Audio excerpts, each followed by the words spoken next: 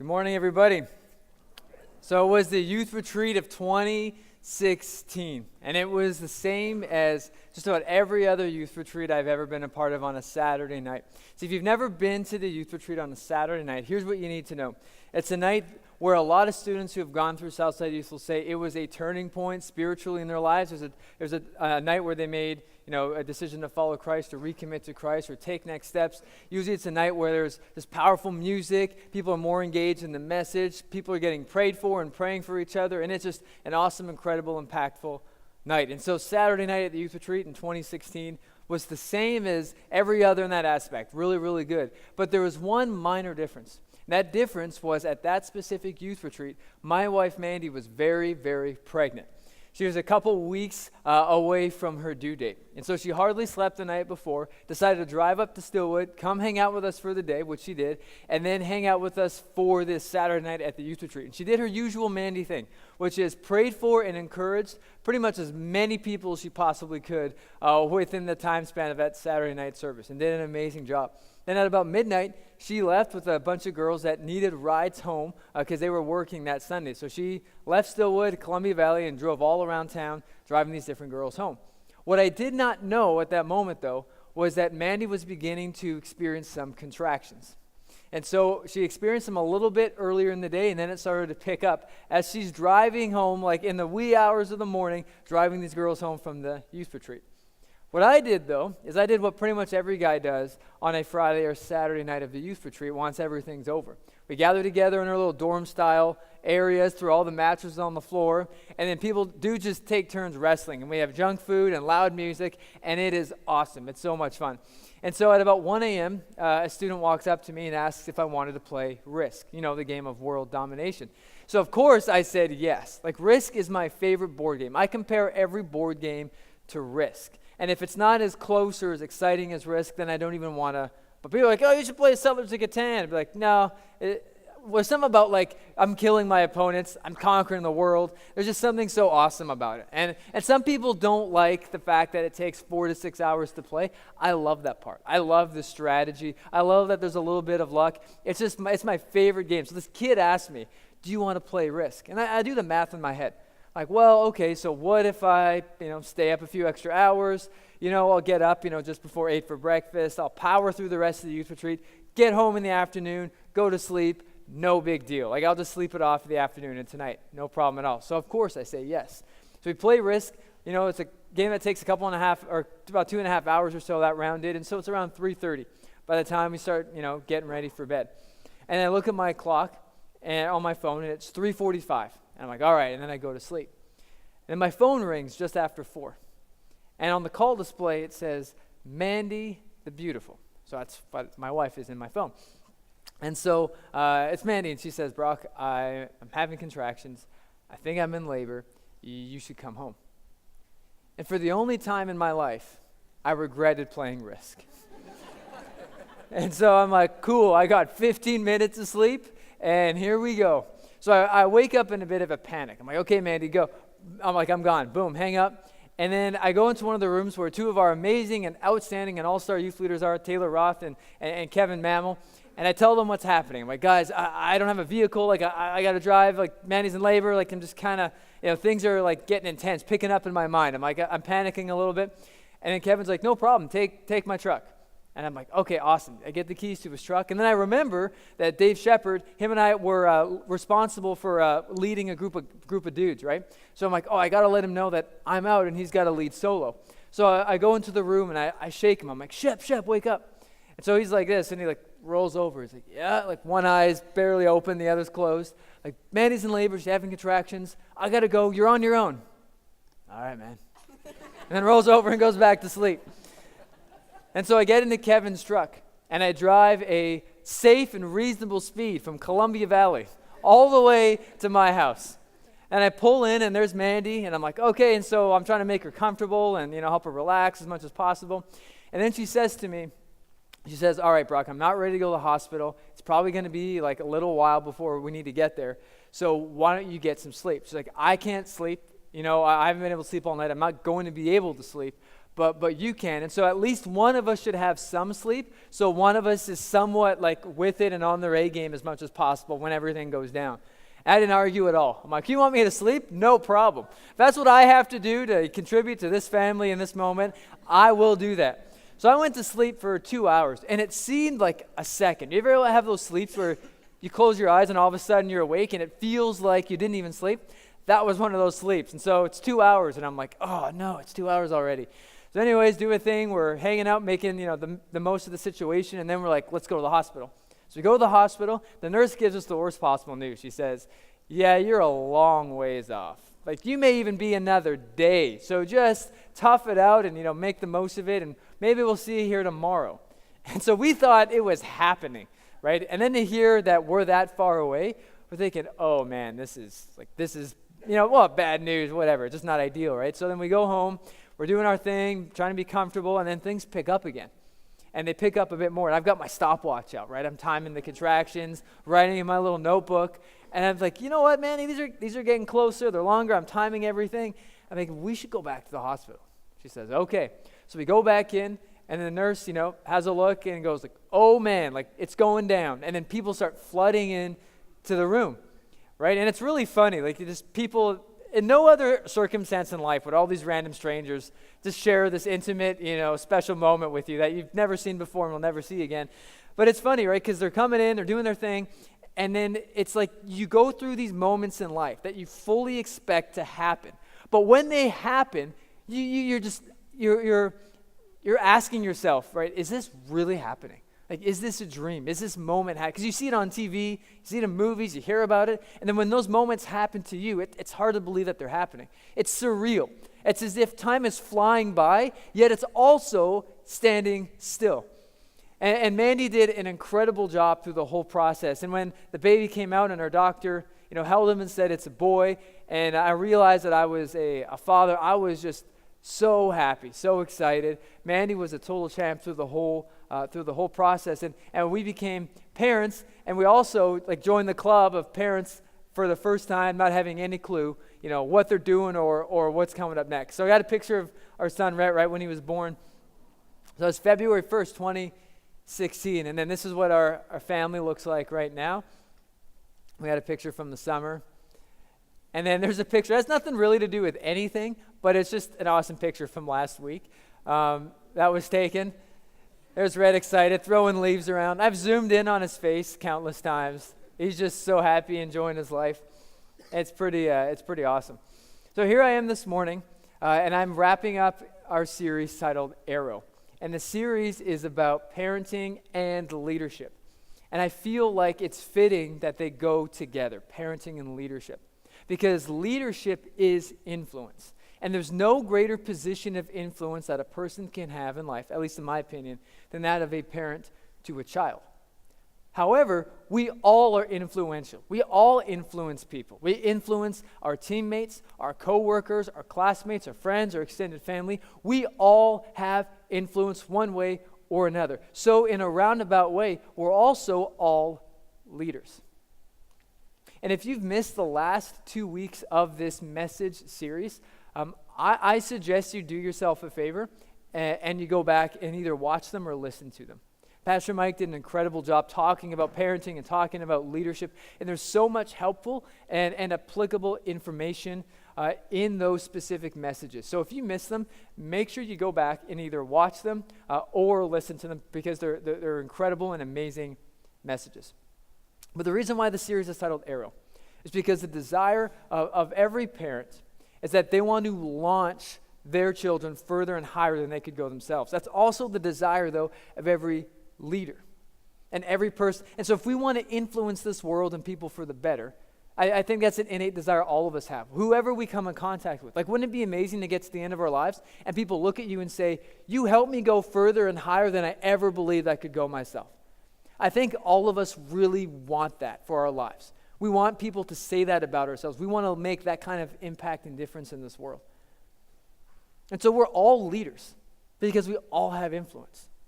And so the question that we have to ask ourselves is this: regarding my influence, will this world and will the people that God has placed in my life be better off or worse off because of my influence?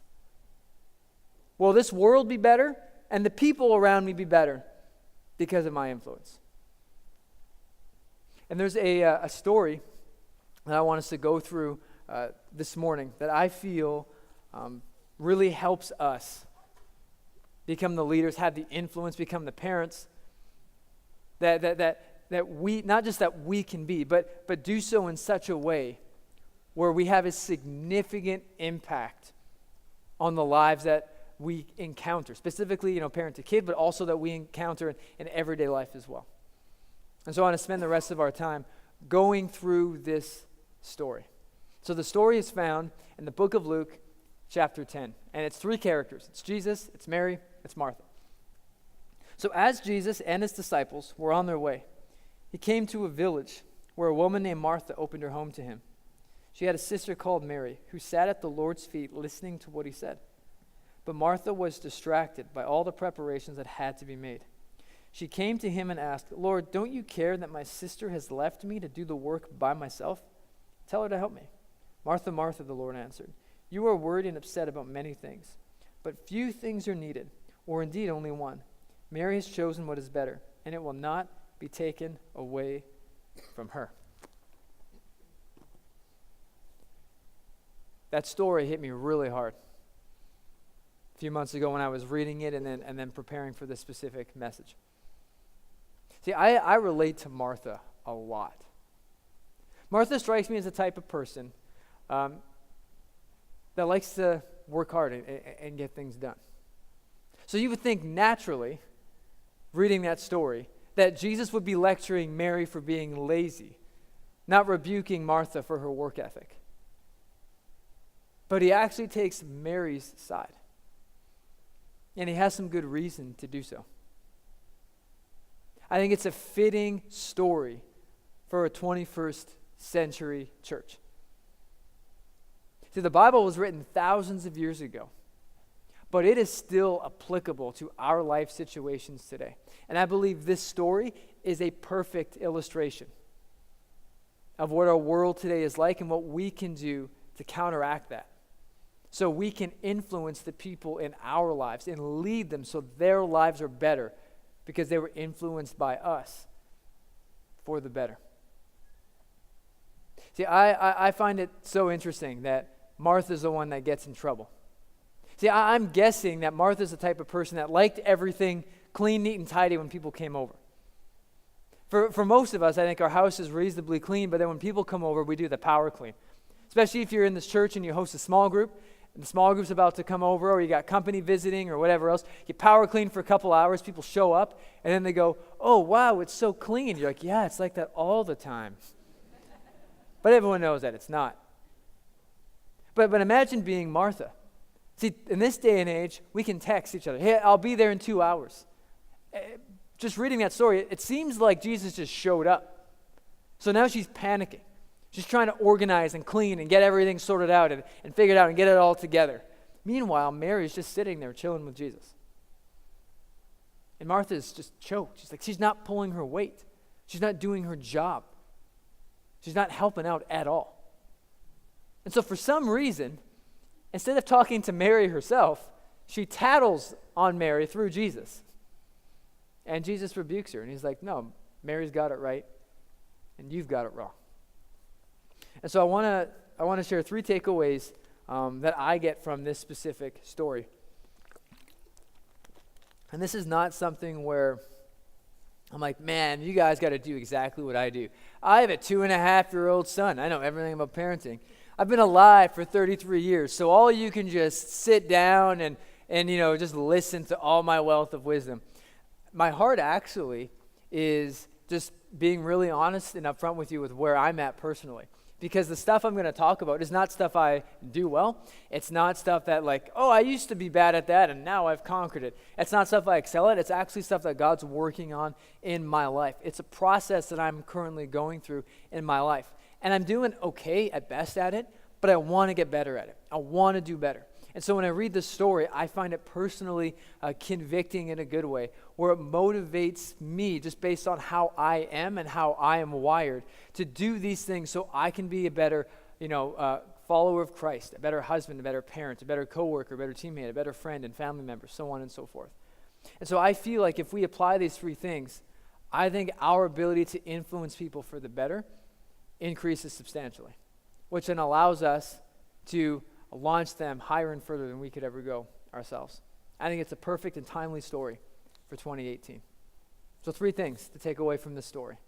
The first one is slow down. Slow down. It's hard for me to relax because I always got stuff on my mind.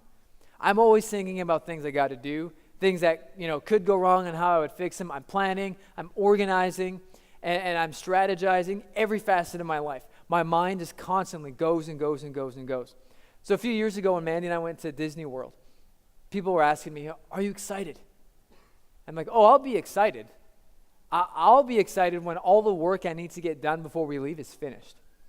I'll be excited when we pull up into the airport and our car didn't break down. I'll be excited when we check in and we actually get the tickets. I'll be excited when we go through customs without a hitch.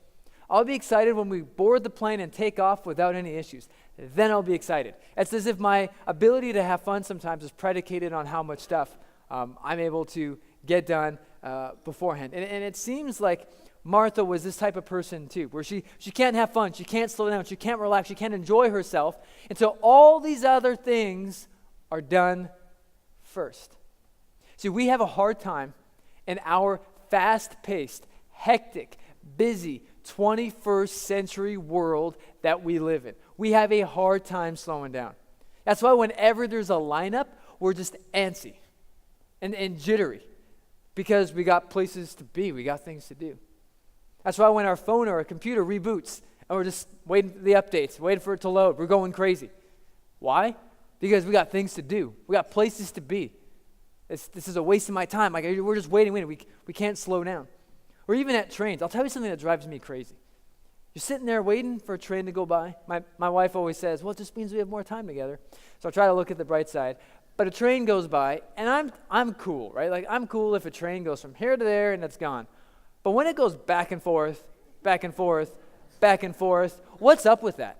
Like, make up your mind. Just make a decision, pick a direction, and go. But why do I get irritated by that? Oh, because I don't want to slow down. I got to get places. I got to do stuff. I got to get from A to B. I got to do this and that.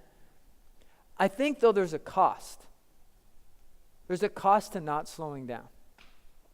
And that cost is that we miss moments and we miss opportunities to connect with and influence people for the better. Because if we're so busy rushing and hurrying from one thing to the next, what happens is we don't slow down enough to pour into, build into, and influence the people that God has placed in our lives. And I think if we could have the decision, right? So let's just say right now, God's like, all right, you have 2 choices. You can either be known as a person that slowed down, poured into, and influenced people's lives for the better, or you can be known as a person that just gets a lot of stuff done.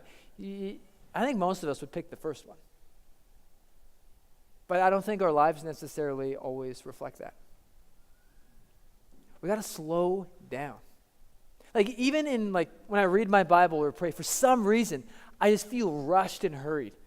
Like, I got to read the stuff. I got to pray quickly. And then, oh, good, my devotions are done. Boom, and I move on to the next thing. And it's like, well, that's really weird. Like, what do I miss out on by rushing my time, with Jesus every day or reading the Bible? What do I miss out on? And even with people, when it's just like, yeah, boom, on to the next thing. What opportunities do we miss with people to pour into, influence, and connect with them? Because we're too busy just moving on to the next thing because it's go, go, go, go. It's fast-paced. I think if we want to influence and lead people for the better, I think the first thing we got to do is slow down. The second thing is be present. We got to be present. See, I think Martha was the type of person who got stuff done. I relate to that. He strikes me as someone that was efficient. I love efficiency. I love getting things done in the most efficient, fast, quick way possible. You know who doesn't value efficiency? Children. They don't value efficiency at all. They don't even care. It means nothing to them. It means nothing. That's why like a 15-minute walk turns into an hour-long adventure. Why? Because there's so many fun things to inspect. Rocks, leaves, trees, bugs, birds, squirrels. You know what I mean? You're like, what? Come on. But it's just fun for them. They don't care. They don't have any sort of idea of efficiency. It doesn't matter. Or how about with my son when I change his clothes? If you would just let me do it, it would take a couple of minutes max and it'd be over with. But as soon as I try to help him put his clothes on, it's like, stop. Both hands go up. No, my turn. It's like, all right, man. All right. And after he struggles for 10 to 15 minutes, sometimes he gets it, sometimes he doesn't. But inevitably, it's like, Daddy, help. And I'm like, yeah, okay. I was like, we could have been done this 15 minutes ago. Or bath time. If it was up to him, with my son Rhett, bath time would never end. There are bubbles. There are cups that you can splash with water. There's a pirate ship. There's a little boat. With endless amounts of fun. I look at bath time, I'm like, all right, so why can't I just dump water on you, lather you down, dump some more water on you, and be done in 30 seconds? Right? That would be efficient. But he doesn't care about efficiency. He's just doing his thing, living his life. I find myself, in the name and sake of efficiency, just going from task to task to task to task. So it's like supper time, done. Bath time, done. Jammies, done. Milk, done. Brush your teeth, done. Read a book, done. Pray, done. Drop you off in bed, boom, tuck you in, out. Now I can get on to some other things I got to get done. I just go from task to task to task to task. In the name of efficiency, I got to get things done. But then I wonder, what am I giving up for the sake of efficiency? What am I really accomplishing here? See, what if the greater task was being present in the moment? Because I can be physically present, but not mentally. I'm always thinking about the next thing that's got to get done. I'm always on to something else. But what if, because if the relationship is more important than the task, what if efficiency, relationally speaking, is being present? So I want to be efficient with my relationship, specifically in this example, me with my son. What if that means being present and maybe not being so concerned with the tasks that need to get done? Now keep in mind, dishes got to get done, food's got to be purchased, clothes got to be bought, all that stuff. You can't be like, I fed my kid in 6 days, but man, do we have fun playing together. Okay, so we're not really talking about that, but I think a lot of us are on the other end of the spectrum. So being present. See, here's what I know. The times I've chosen to be present, I've never regretted. Like for example, when it's not efficient that my son maybe wants to read 10 stories instead of one, but when I've done that, I've never regretted it. Or, I give him a hug before bed, and he holds on a little bit longer than just 2 seconds. I've never regretted hugging him longer. I've never regretted as we tuck him in, we try to recap the day, and we talk about what we did, people we saw, food we ate, that sort of thing. Sometimes what happens is he just goes on with his own conversations, and a lot of it doesn't make intelligible sense, but he thinks it does, and so we're trying to have a talk and conversation. And sometimes we're just hanging out and just talking for a few extra minutes.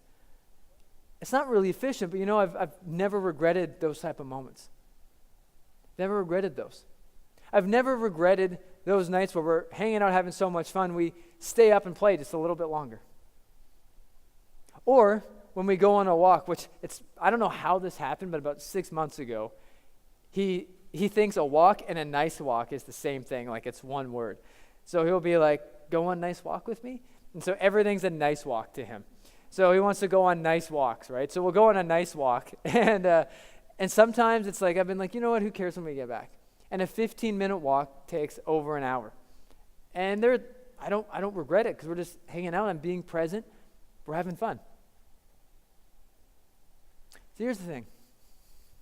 Life is made up of moments. And those moments become our memories. And sometimes we miss out on making memories because we're too busy being efficient, getting stuff done. When what really matters and what's really important is making those memories and pouring into the people that matter to us. But if we're so task-driven and just go from thing to thing to thing to thing, we miss out on those moments and we miss out on making those memories. Just task to task to task to task. And this applies in every facet of life. Like, how many people do you work with or customers do you serve that you don't even know? Because it's just, yeah, boom, boom, boom. Or people we go to school with. You've gone to school with them for a decade. And you don't even know anything about them. Because all your conversation just, homework, you're my study buddy, let's get it done, boom, over with. Or the people on your team. Yeah, practice, we got it. Game time, got it. Off season, don't care about you. Don't even know you. How many moments do we miss out on to connect and influence people for the better because we're so focused on just getting things done? I find it really ironic as we approach the Christmas season that people, they get family gatherings. And so people just freak out and they are worried and they are stressed over presents, over decorations, over the food. So then you get these family gatherings and half the people are just wound up. Worried, is the food going to be good? Is what I made going to be good enough? Are they going to like my gift? Are they going to notice the decorations? Oh, I got to do a huge cleanup. Is anyone going to help me with the cleanup? Is anyone going to help me prepare? And everyone's just thinking their own little thing, going. And then at the end of it, everyone leaves and goes separate ways. And it's like, wait a second, did we miss the whole purpose of being together? Maybe the whole purpose of being together is to actually be together. Like, we get the gifts, we do the decorations, we do the food as an opportunity to be present with one another. And sometimes we lose sight of that and we miss those moments to make memories because we're too focused on getting tasks done. My mom's side of the family is American. So I had a family reunion 20 years ago in Virginia. And I remember aspects of it really well because both my grandparents on that side were alive at the time, and my grandfather was a pastor. And so he gathered everyone around him on Christmas Eve. And so we're all just sitting there. It's all my uncles and aunts and all my cousins, I think except one. So everyone on that side. So that's 5 siblings, their spouses, their kids, everyone except one cousin couldn't make it. And we're all gathered there around my grandfather, doing his pastor preaching thing, talking about when Jesus came to the world and sharing the Christmas story with us. And I remember my aunt talking to me and another family member saying, realistically, I don't think this is ever going to happen again, getting everybody together like this. And it never did. That was the last time that many people on that side of the family were all together while everyone was alive. What would have happened if some of my family members were like, yeah, that's nice, Dad, or hey, it's nice, Grandpa, yeah, but we got gifts to wrap, we got food to make, we got other stuff to do here, guys. Who's going to clean up? Who's got the game plan for tomorrow? Who's got this figured out and organized? I think they would have missed out on that moment that we can't get back. See, sometimes in the name of efficiency, we give up what's really important, and that's being present. And if we want to have a significant impact in this world, with people relationally, whatever area of life we find ourselves in, we have to be present with them. And the final point or the final takeaway for me is to enjoy the moment. Enjoy the moment. In the summer, I was camping with some friends. And my son was napping. He was 2.5 at the time, napping beside me in the tent. And I looked at him and I'm like, wow, he's 2.5. I remember really well the day he was born. But everything from then till now is a bit of a blur. I don't remember it as well. And then it hit me that he's going to be, in 2.5 years, he's going to be 5. And I thought, will I remember this point just as well as I remember it now, or will that seem like a blur to me? And then it hit me. I get each stage of my child's life once, and that's it. And then it's gone, and I don't ever get it back. See, Mary knew that she would only get this one opportunity with Jesus, this moment. She wanted to enjoy it and get the most out of it. And so she knew the other stuff could wait. She's like, I'm going to sit at the feet of Jesus, and I'm going to enjoy this moment. We only get each stage of our child's life once, but you know what? we only get each stage of our life once too. Vacations, people, places, hobbies, we only get it once. Like that vacation, that's away from everything with you and your friends and your family. You know what? You only get that once. So enjoy it. This time in your life where you're surrounded in school, whether it's elementary, middle, high school, college, whatever, you only get that once. Enjoy it. That team that you play on, you only get this season, those teammates, those coaches, those games. You only get those once. Enjoy it. There are certain people that will come and go in your life, and they will be there for a certain time, and they will be gone, because life just happens. And you will never have that relationship with them again. So the time you get with these friends and these family members, enjoy it. Enjoy it. You only get your childhood, your teens, your 20s, your 30s, your 40s. You only get those things once. Enjoy it. Enjoy it. See, I think what happens is we get so busy hurrying and worrying that we forget to enjoy the moment. We don't get these moments back. We never do. We can in the future re-enjoy a moment from the past because we didn't enjoy it in the moment. Once it's gone, it's gone. We can't ever get it back. There's nothing we can do. Time keeps moving on, and it stops for nobody. We got to enjoy the moment. I want to read something to you that stood out to me as I was preparing this message. I'll go back to the passage we read. In verse 40. But Martha was distracted by all the preparations that had to be made. Martha was distracted. She was distracted.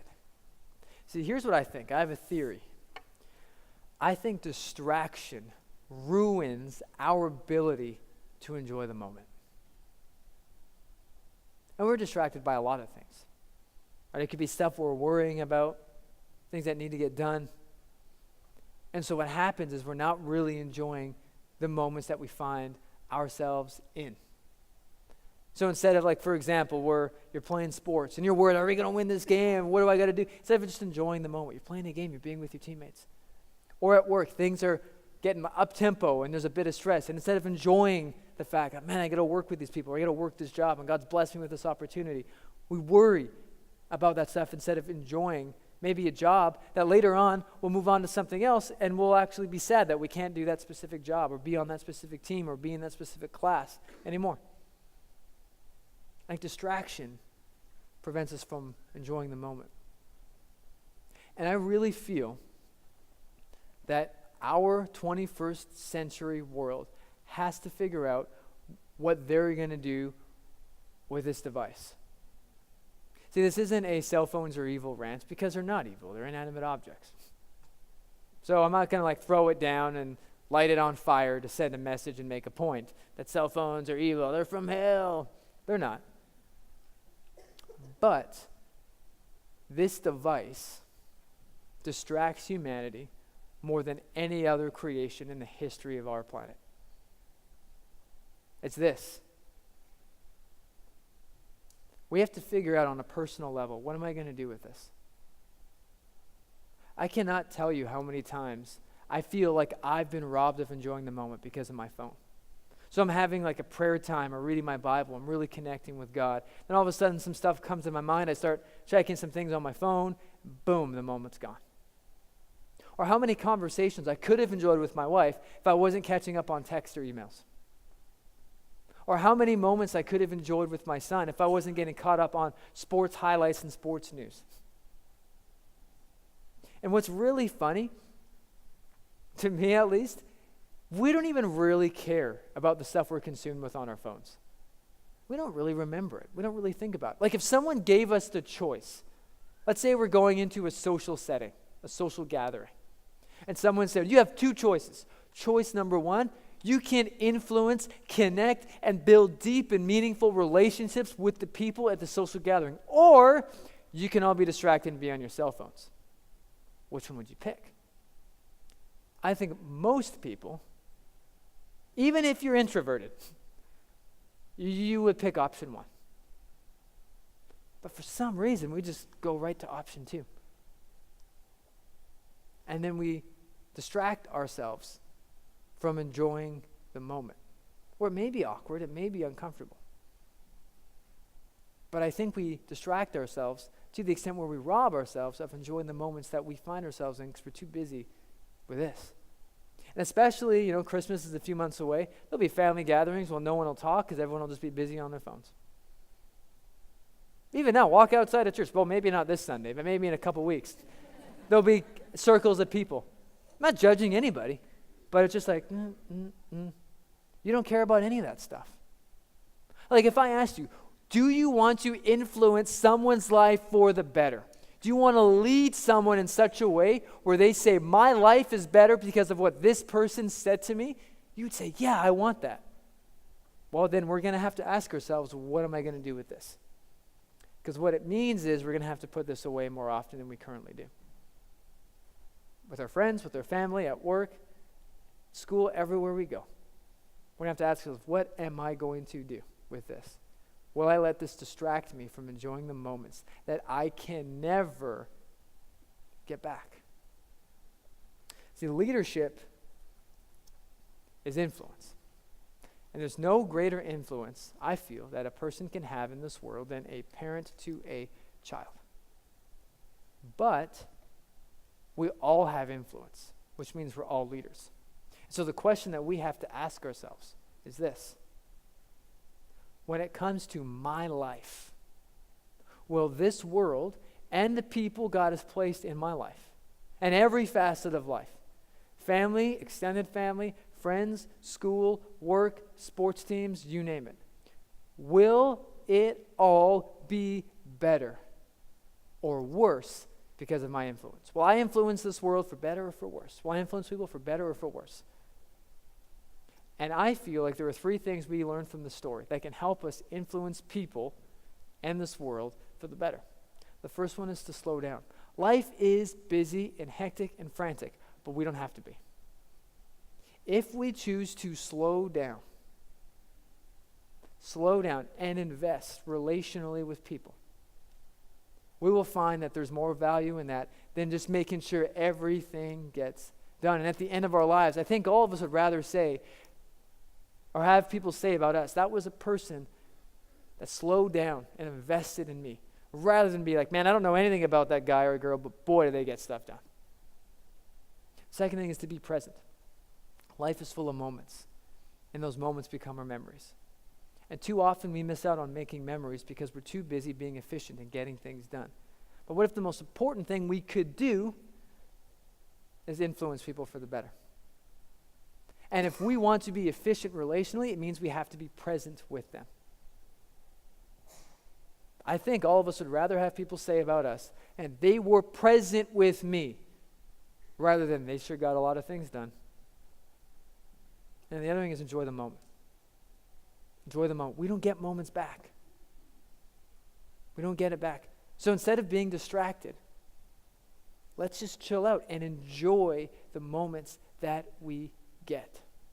We can't redo them. We can't re-enjoy them later. So let's make the most of them and enjoy them while we have them.